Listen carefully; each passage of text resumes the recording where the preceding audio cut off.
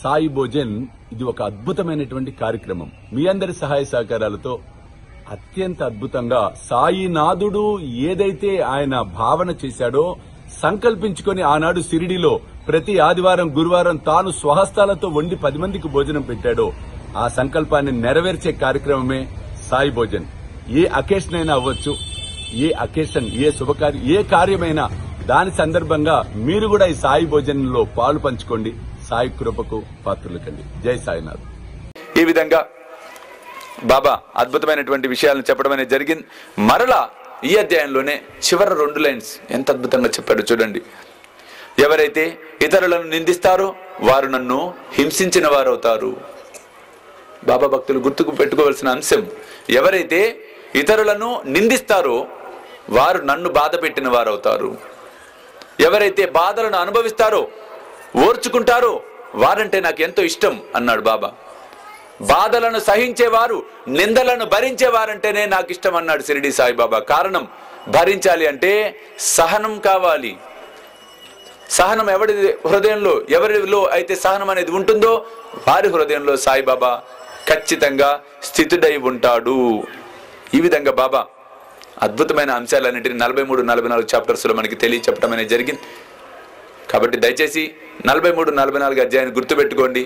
సమయం దొరికినప్పుడల్లా ఈ అధ్యాయ పారాయణ చేస్తూ ఉంటే వివేకం అనేది మనలో అద్భుతంగా ఉదయిస్తుంది. వివేకం ఎప్పుడైతే కలుగుతుందో వైరాగ్యం కూడా ఖచ్చితంగా మనకి వచ్చే తీరుతుంది. ఈ 45వ అధ్యాయం కాకా సాహెబ్ సంశయం, ఆనందరావు పాకడే దృశ్యం, కొయ్యబల్ల మంచం, ఈ అంశాలతో కూడుకొని ఉంటుంది ఈ 45వ చాప్టర్. ఇందులో మనం మొట్టమొదటిగా చూసినట్లయితే కాకా సాహెబ్ సంశయం, ఆనందరావు పాకడే యొక్క దృశ్యం. బాబా మహాసమాధి చెందిన తర్వాత కూడా కాకా సాహెబ్ దీక్షిత్ ఏకనాథ భాగవతము, జ్ఞానేశ్వరి మొదలగు అద్భుతమైన గ్రంథాలన్నింటినీ పారాయణం చేసి భక్తులందరినీ కూర్చోబెట్టి వారికి వివరిస్తూ చక్కటి కాలక్షేపం చేస్తూ ఉండేవాడట. ఒకనొక సందర్భంలో బాంబేలో ఉన్నటువంటి కాకా మహాజన్ ఇంటికి వెళ్తాడు. అక్కడ దాస్గన్ మహారాజ్ మిగతా భక్తులందరూ కూడా చేరతారు. అందరు అక్కడికి చేరినప్పుడు దీక్షిత్ అద్భుతంగా ఆయన పారాయణం చేస్తున్నాడు.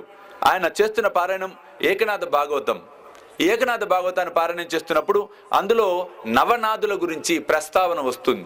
ఆ నవనాథులు ఎవరయ్యా అంటే ఏకాదశ స్కందంలో 2వ అధ్యాయంలో నవనాథుల గురించి వస్తుందట. అందులో కవి, హరి, అంతరిక్ష, ప్రబుద్ధ, పిప్పలాయన, అవిర్హోత్ర, ద్రుమిల, చమన్ మరియు కరభజన్, వీరు 9 మంది నవనాథులు. నారాయణుడి యొక్క అంశమే 9 రకాల అంశం కింద వీళ్ళని భావించడం అనేది జరుగుతుంది. నాద్ సంస్కృతిది. అందుకే బాబాని మనం పిలిచేది కూడా సాయినాథ్ అంటున్నాం. అంటే నాద సంస్కృతి అది. ఆ నవనాథుల్లోంచి వచ్చిన సంస్కృతి అది. నారాయణ అంశగా భావిస్తారు కాబట్టి వారి నవనాథుల్ని అద్భుతం. వాళ్ళు మహానుభావులు, పూర్ణ జ్ఞానులు. ఒక్కొక్కరు ఒక్కొక్క మార్గంలో, జ్ఞాన మార్గంలో ఉన్నతమైనటువంటి స్థితిలో ఉన్నటువంటి వారు. వారు జనక మహారాజుకి వారి యొక్క అనుమానాలు ఏవైతే ఉన్నాయో ఆ జనక మహారాజు గారికి భాగవత ధర్మంలో ఉన్నటువంటి అనుమానాలన్నింటినీ ఒక్కొక్కళ్ళు వారి వారి యొక్క అంశాలలో అద్భుతమైనటువంటి వివరణ ఇస్తున్నారట.